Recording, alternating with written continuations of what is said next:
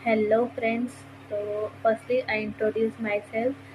My name is Ahana and मेरी जो study है वो मैंने बीएससी नर्सिंग करी है। तो मैंने government college of nursing Indore से करी है, जो कि एमजीएम कॉलेज है, उसकी ब्रांच के अंदर आता है।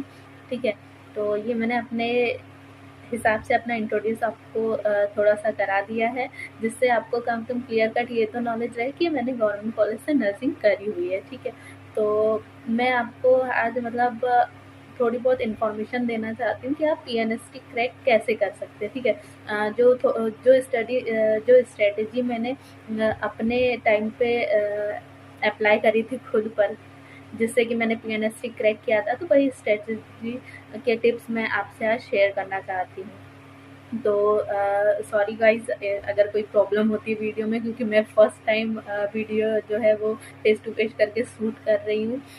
तो I hope you can understand. ठीक है, तो फर्स्ट ऑफ ऑल कि जो पीएनएसटी का पेपर पैटर्न है, जब मैंने एग्ज़ाम दिया था तब वो अलग था। जब मैंने एग्ज़ाम दिया था तब वो 120 मार्क्स का होता था। ठीक है, जिसमें 30 मार्क्स जूलॉजी के आते थे, 30 मार्क्स बॉटनी के आते थे, देन 30 करके केमिस्ट्री, फिजिक्स और इंग्लिश आता था। ठीक है, जब हमने एग्ज़ाम दिया था तब जो है जनरल नॉलेज बिल्कुल नहीं आता था। फ्रेंड्स, जो अब जो पैटर्न है वो चेंज हो गया है। तो जो अब एग्ज़ाम का जो मार्क्स है वो 100 मार्क्स का हो गया है। ठीक है, देन उसमें से 20 मार्क्स का बायोलॉजी है, 20 मार्क्स का केमिस्ट्री है, 20 मार्क्स का फिजिक्स है, 20 मार्क्स का इंग्लिश है और 20 मार्क्स का इसमें जीके इंक्लूड किया गया है। ठीक है, और अभी भी कोई नेगेटिव मार्किंग नहीं रखी गई है इस एग्ज़ाम में। तो बट जो पहले जो था कंपटीशन कम था, बट जो अभी जो है जैसे जैसे टाइम बढ़ते जा रहा है, कंपटीशन भी बढ़ते जा रहा है। ठीक है, तो इसीलिए अब जो है सीट सीट का सिलेक्शन जो है अब बहुत सारे बेसिस पे होने लगा है। ठीक है, तो जैसे पहले जनरल नॉलेज बिल्कुल नहीं पूछता था इसमें। ठीक है, लेकिन अब पूछता है ना। और पहले मैथ्स एग्रीकल्चर वालों को भी ले लेता था एग्जाम में, बट अब ऐसा नहीं है। अब सिर्फ बायोलॉजी से जितने भी 12th स्ट्रीम पास आउट हुई है तो वो उसी को ले रहा है। ठीक है, तो जो है मैं अपने हिसाब से जो टिप्स देना चाहती हूँ, जो मैंने अपने टाइम पे करी थी।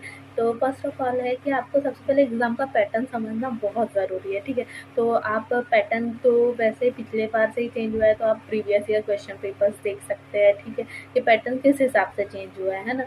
तो किस किस इम्पोर्टेंट टॉपिक आपको उन एग्ज़ाम्स में से हटाने हैं। ठीक है, उसके बाद इम्पोर्टेंट टॉपिक को आप एक जगह लिख करके उन टॉपिक्स को अपने थ्रू, अगर आपने कोई कोचिंग लगा रखी है तो बेस्ट है, आपको नोट्स अवेलेबल कोचिंग से हुए होंगे तो आपको उसको रिवीजन करना है सिर्फ, है ना।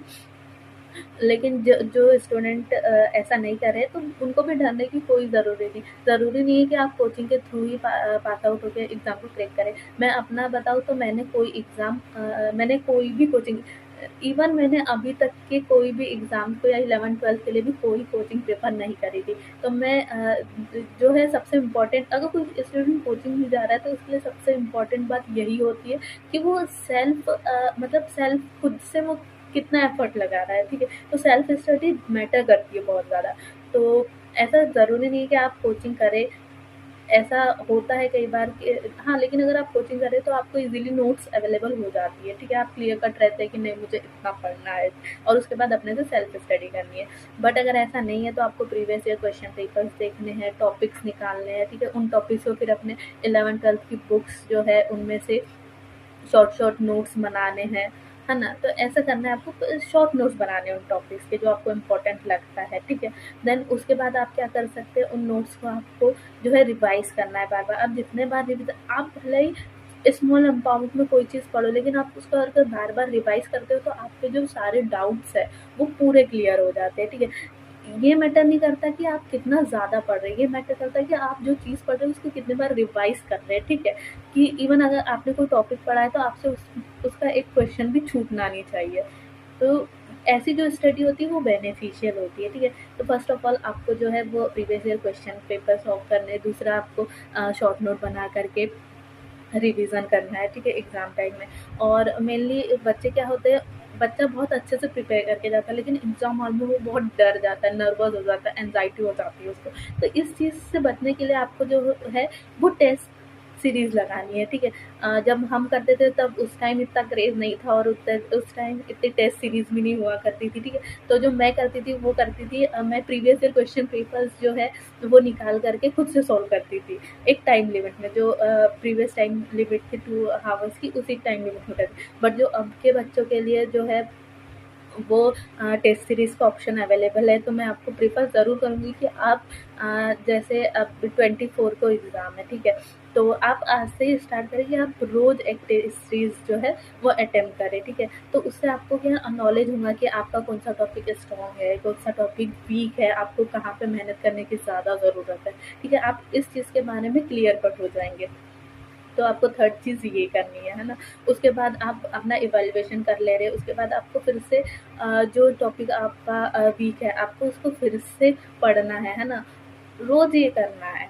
ऐसा नहीं है कि हमने जो टेस्ट सीरीज़ दे दी उसके बाद बस हमारा काम खत्म, ऐसा नहीं होता। अपने आप को इवैल्यूएट करना है आपको, तभी उस टेस्ट सीरीज़ का मतलब रहेगा, है ना? तो इवैल्यूएशन करना है, उसके बाद आपको टॉपिक्स निकालने की, यार मेरा ये जो टॉपिक है नहीं था, तो उसको टॉपिक को आपको फिर से रिवाइज़ करना है, ओके, ऐसा करना है। देन इसके बाद अगर आपने 11th-12th के नोट्स अगर अच्छे से बनाए होंगे तो आई होप ये आपको बहुत हेल्पफुल हो सकते हैं। क्योंकि जो मेरे टाइम में था बायोलॉजी, तो मुझे बहुत मतलब इंटरेस्टिंग था। तो सभी बच्चे जो बायोलॉजी वाले रहते हैं वो बायोलॉजी उनकी स्ट्रॉन्ग रहती है, लेकिन क्या होता है केमिस्ट्री भी स्ट्रॉन्ग तो रहती है, लेकिन क्या होता है फिजिक्स स्ट्रॉन्ग नहीं रह पाती है ना। तो मैंने अपने टाइम में क्या किया था, मैंने केमिस्ट्री फिजिक्स बिल्कुल बुक को हाथ नहीं लगाई थी, क्योंकि मैं डरती थी कि भाई अगर इक्वेशन वगैरह ये तो मुझसे बनेगा ही नहीं। तो मैंने एक चीज़ करी थी, मैंने 11th-12th के जो मेरे नोट्स थे, ठीक है, जो मैं स्कूल में पढ़ती थी वहाँ बहुत अच्छे से नोट्स बनवाए थे, और मैंने खुद से भी सेल्फ स्टडी करके नोट्स बनाए थे। तो वो नोट्स मैं पढ़ के गई थी, तो वो नोट्स मेरे लिए बहुत हेल्पफुल भी निकले, क्योंकि जब हम पढ़ते थे तब वन लाइनर क्वेश्चन बहुत ज़्यादा आते थे फिजिक्स केमिस्ट्री से, है ना। तो वो जो है वन लाइनर क्वेश्चंस जो है तो वो इक्वेशन से भी आ जाते थे, तो वो जो है बहुत हेल्पफुल हुआ था मुझे। तो मैं कोशिश करूँ, मैं ये चाहूँगी कि आप लोग भी जो है वो चीज़ करें। आपके जो भले ही आप ज़्यादा नहीं पढ़े, लेकिन आप 11th-12th की नोट्स जो है अपनी बिल्कुल उठा करके रिवाइज़ करें, ठीक है। वो करंट में भी रहता है तो वो माइंड में ज़्यादा जल्दी सेटअप हो जाता है ना। इसके बाद जो इंग्लिश है, इंग्लिश के लिए मैं आपको ये सजेस्ट करूँगी कि जो मैंने किया था, अरिहंत की पीएनएसटी की बुक आती है, ठीक है।